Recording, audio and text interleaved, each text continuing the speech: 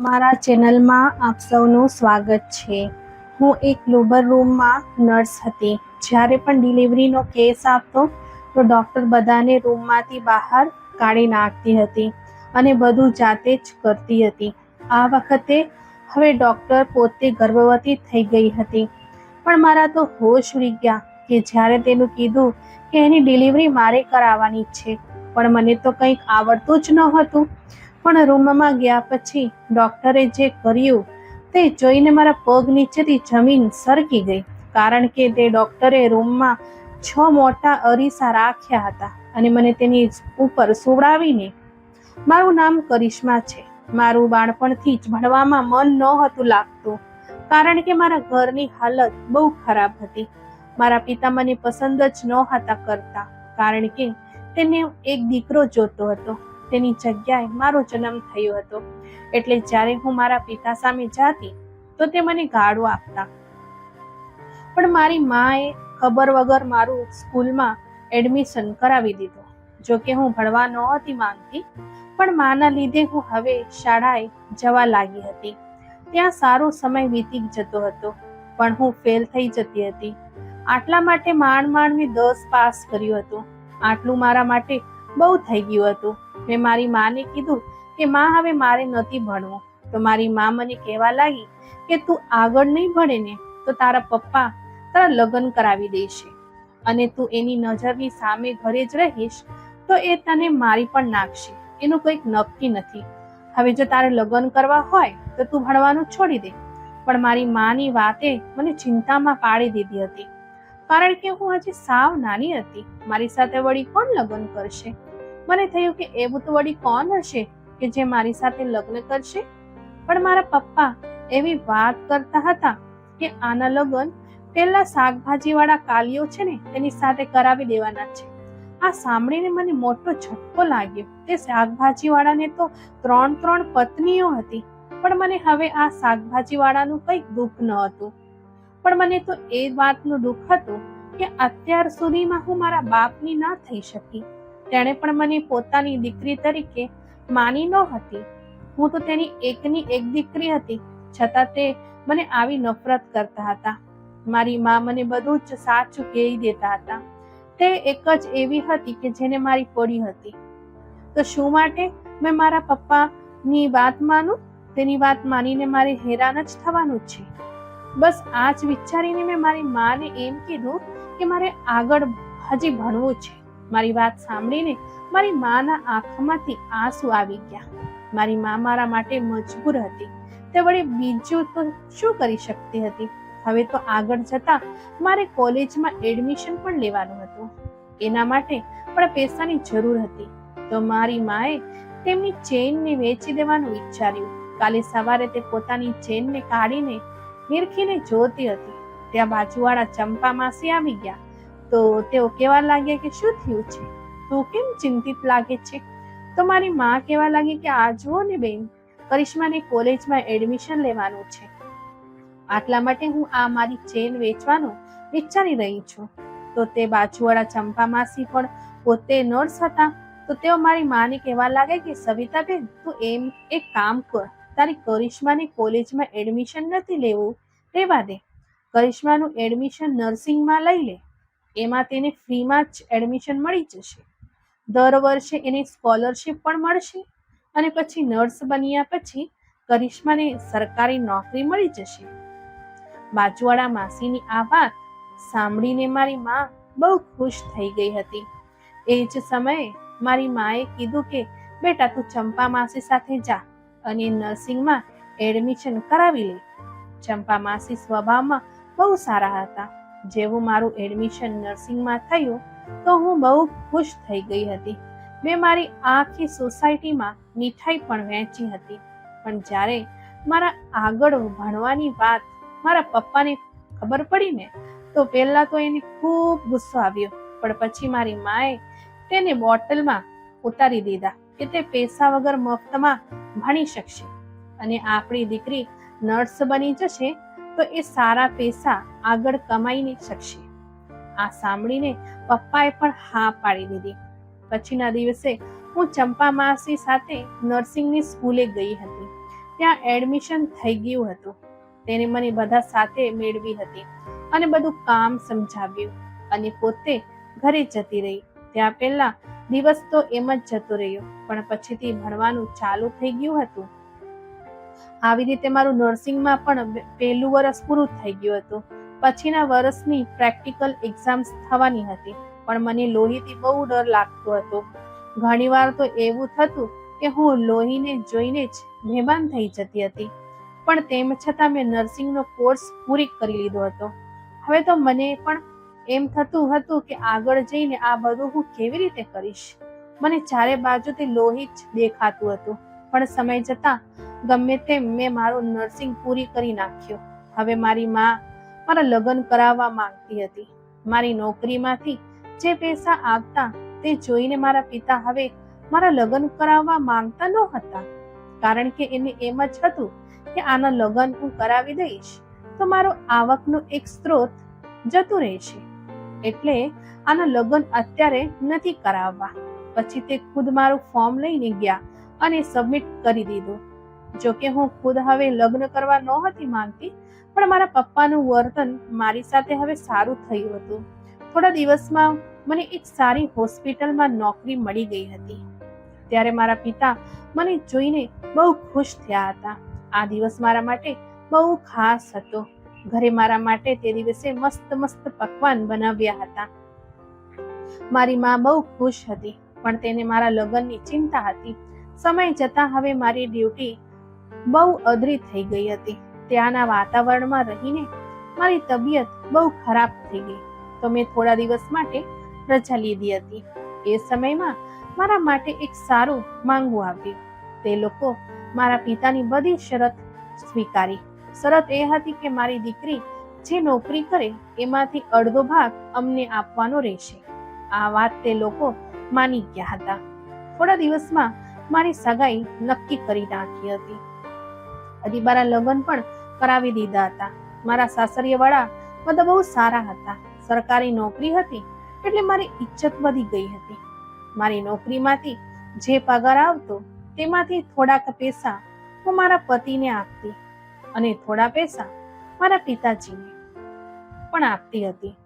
પણ આવું જોઈને મને મારા પતિ હિમેશનો વર્તાવ થોડો બદલાયેલો લાગ્યો હતો. છતાં તેને ચૂપચાપ પૈસા લઈ લીધા હતા. થોડા સમયમાં મારી નર્સની ડ્યુટી હવે પાછી ચાલુ થઈ ગઈ હતી. મારા રજાના દિવસો પૂરા થયા હતા. હોસ્પિટલ જઈને રોજનું જે કામ હોય તો હું કરતી હતી. ત્યાં એક મારી નર્સિંગની સ્કૂલની બહેનપણી પણ ત્યાં જ હતી. ત્યાં જ મારી સાથે કામ કરતી હતી. તે મને ઘણી મદદ કરતી હતી. કાંઈક બ્લડના સેમ્પલનું કામ હોય તો તે જ કરી નાખતી હતી, કારણ કે તેને ખબર હતી કે મને લોહીથી બહુ ડર લાગે છે. હવે આમ જ ડ્યુટીમાં મારા દિવસો વીતતા રહ્યા. મારા સાસરિયામાં પણ મને કોઈ હેરાન કરતું નહોતું. પણ જ્યારે ઘરે પગાર દેવાની વાત આવતી તો મારો પતિ હિમેશ થોડા દિવસ મારાથી રિસાયેલો રહેતો હતો, પણ પછી તે બધું ભૂલી જતો. પણ એકવાર તો હિમેશે હદ કરી નાખી હતી. જ્યારે મારો પગાર આવ્યો ત્યારે હું તેને થોડા પૈસા આપતી હતી. ત્યાં તેને મારા હાથમાંથી બધા પૈસા ઝોંટી લીધા અને તે બહાર જતો રહ્યો. આજ પહેલી વાર મેં તેનું આ ભયંકર રૂપ મને જોવા મળ્યું હતું. પછી થોડા સમય પછી તે સીધા થઈ ગયા હતા. પણ મને હવે તેમના આવા વ્યવહાર પર બહુ ચિંતા થતી હતી. આ બાજુ મારા પિતાએ પણ તેમની જોબ છોડી દીધી હતી. મારા પૈસાથી જ તેમનું ઘર ચાલતું હતું. પણ રાતે જ્યારે મારો પતિ ઘરે આવ્યો ત્યારે મેં તેમને કીધું કે જો તમારે હજી એક ભાડે મકાન છે તેમાંથી તમારો ખર્ચો તો ચાલે છે ને. મારા પપ્પાને આગળ પાછળ હવે કંઈક નથી, તો હું મારો પગાર તેમનો આપું તો તમને શું વાંધો છે? તો હિમેશ મને કહેવા લાગ્યા કે તારા પપ્પા લાલચુ છે, લગ્ન પછી પણ દીકરીના પૈસા લે છે. હવે જો તારે મારી સાથે રહેવું હોય તો આ ઘરમાંથી બહાર નીકળવા નહીં દઉં અને તારા પગારમાંથી તારા બાપને એક રૂપિયો પણ નહીં મળે, સમજી લેજે. આવું બોલીને તે બહાર જતા રહ્યા. હું આખી રાત રડતી રહી. મને સમજાતું ન હતું કે બધા મને કેમ નફરત કરતા હશે. મારી ઉપર હવે આપ તૂટી પડ્યું હતું. હું નોકરી વગર શું કરી શકતી? અને મારા પિતાનું શું થશે? મારા પૈસા તો એમનું ગુજરાન ચાલતું હતું. હવે મારા માટે એક બીજી કઠિનાઈ ઊભી હતી. અચાનક મારા પેટમાં દુખાવો થવા લાગ્યો અને હું બેભાન થઈ ગઈ હતી. મને જ્યારે હોશ આવ્યો તો હું એક હોસ્પિટલમાં દાખલ હતી. ડોક્ટરે મને કીધું કે હું માં બનવાની છું. આ સાંભળીને તો મારા હોશ ઉડી ગયા હતા. મારો પતિ તો બહુ ખુશ થઈ ગયા હતા. મારા પિતા મારા પૈસા લેવા આવ્યા તો મેં બધી વાત કરી. પછી તેમને મારા પતિને બેસાડીને વાત કરી કે તમે શરત ઉપર લગ્ન કર્યા હતા ને? તો હિમેશ ગુસ્સામાં કહેવા લાગ્યા કે 1 રૂપિયો પણ હવે તમને નહીં મળે, ચૂપચાપ અહીંથી જતા રહો. તો મારા પિતાએ મારો હાથ પકડ્યો અને મને તેમની સાથે લઈ જવા લાગ્યા. તો હિમેશે કહેવા લાગ્યા કે જો તે આ ઘરની જશે ને તો તેને છૂટાછેડા આપી દઈશ. મેં વિચાર્યું કે હવે મને અહીંયાથી તો સુખ તો મળવાનું નથી, તો બદનામ જ થવાય તો મારા પિતાની પાસેથી જ થઈશ. એટલે મેં મારા પપ્પા સાથે ચાલો ગઈ. મારે અહીંયા નથી રહેવું અને મારા પિતાએ મને છૂટાછેડા અપાવી દીધા હતા. મેં વિચાર્યું ન હતું કે તે આવું કરશે. આ મારા માટે બહુ મોટી દુઃખની વાત હતી. મારા પિતા મને પછી ડોક્ટર પાસે લઈ જઈ જતા રહ્યા. જે બાળકની આશા હતી તે હવે સાવ જતી રહી હતી. પણ મારા પિતા બહુ ખુશ હતા. હું ઘરે જઈને મારી માને ગળે વળગીને રડવા લાગી. તેમને મારી સાથે જે થયું હતું એનું બહુ દુઃખ હતું. પછી મેં મારી ડ્યુટી પાછી ચાલુ કરી દીધી હતી. પગાર જે આવે તેને ગણ્યા વગર મારી માને આપી દેતી હતી. ધીરે ધીરે બધું ભૂલાતું ગયું. પણ મારી સાથે જે થયું હતું એને હું કઈ રીતે ભૂલી શકતી? મારી હોસ્પિટલમાં બધાની ખબર હતી કે મારી સાથે શું થયું છે, પણ હવે મને કોઈથી કાંઈ ફરક નહોતો પડતો. સમય જતાં મેં પાછા એક મોટી ઉંમરના આદમી સાથે લગ્ન કરી લીધા, જે સંતાન નહોતો ઈચ્છતો. પણ મારા નસીબ કેવા કહેવાય કે જ્યારે તેને ખબર પડી કે હું ગર્ભવતી છું તો તેને મને તેના હાથેથી દવા લાવીને આપી. આ એક છેલ્લી આશા હતી, એ પણ હવે રહી નહોતી. પહેલા પતિએ મને છોડી દીધી હતી અને હવે અત્યારે મેં ખુદ આ આદમીને છોડી દીધો હતો. હું સાવ ભાંગી પડી હતી. હું શું કરું મને કંઈક સમજાતું નહોતું. હું દિવસ રાત રડતી હતી. મને રોજ હવે મરવાના વિચાર આવતા હતા, પણ મારો આત્મા ના પાડતો હતો. હવે તો મેં મારા મમ્મી પપ્પાને ઘસીને જ કહી દીધું હતું કે હવે મને ગમે તે થાય પણ મારા લગ્ન હવે ના કરાવતા, અને જો હવે આવું થયું ને તો હું ઘર છોડીને જતી રહીશ. મારી આ વાત પર મારા પિતા ખૂબ જ ખુશ હતા. મને થયું કે તે બાપ નહીં પણ બાપના નામે દુશ્મન છે. આટલા માટે હું ગમે તેટલું એનાથી દૂર રહેવાની કોશિશ કરતી હતી. હું 4 વર્ષથી નર્સ હતી અને આ 4 વર્ષમાં મારા 2 વાર છૂટાછેડા થઈ ગયા હતા. હવે આગળના દિવસો મારા માટે બહુ કઠિન હતા, પણ પાછળના દિવસોએ મને પહેલા કરતા હવે વધારે સહનશીલ બનાવી દીધી હતી. ત્યાં અચાનક અમારા નર્સિંગની ડિપાર્ટમેન્ટમાં એક જવાન નર્સ આવી હતી. મેં તેને બધું સમજાવી દીધું હતું. મને ડિલિવરીનો બહુ ખબર નહોતી. મેં તેમનો અભ્યાસ થોડો ઓછો કર્યો હતો, એટલે જ મારે હવે આ ડિપાર્ટમેન્ટ છોડી દેવાનો હતો. પણ ઉપરી અધિકારીએ મને ના પાડી હતી. પણ મેં તેને મનાવ્યા કે મારું ના આમાંથી કાઢી નાખો, આ કામ મારાથી નહીં થાય.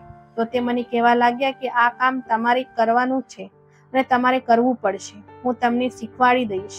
પણ મેં તેને મારી સત્ય હકીકત કહી દીધી હતી કે મારા 2 વાર છૂટાછેડા થયા છે, એટલે હું નથી ઈચ્છતી કે મારી નજર કોઈના બાળક ઉપર પડે.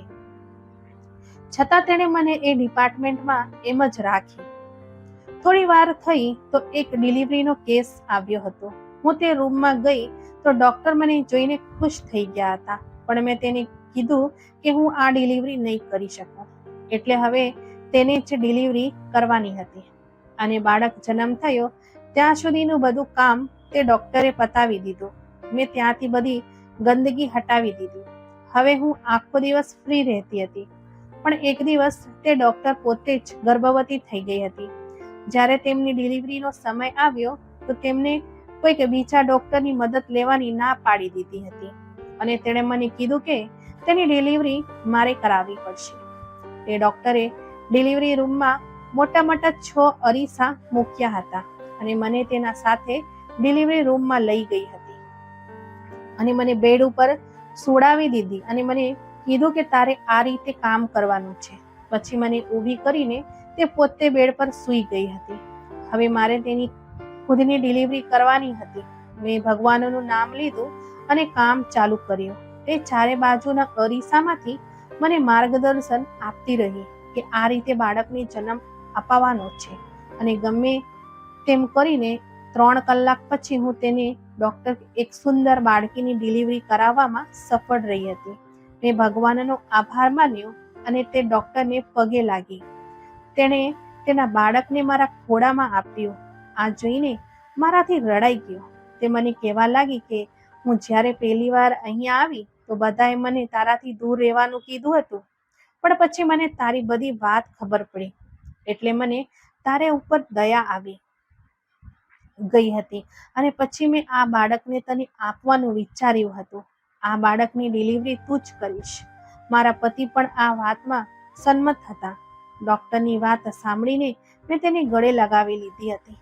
તેણે એક અધૂરી સ્ત્રીને દીકરો આપીને તેની જિંદગી સુધારી નાખી હતી. મિત્રો, જીવનમાં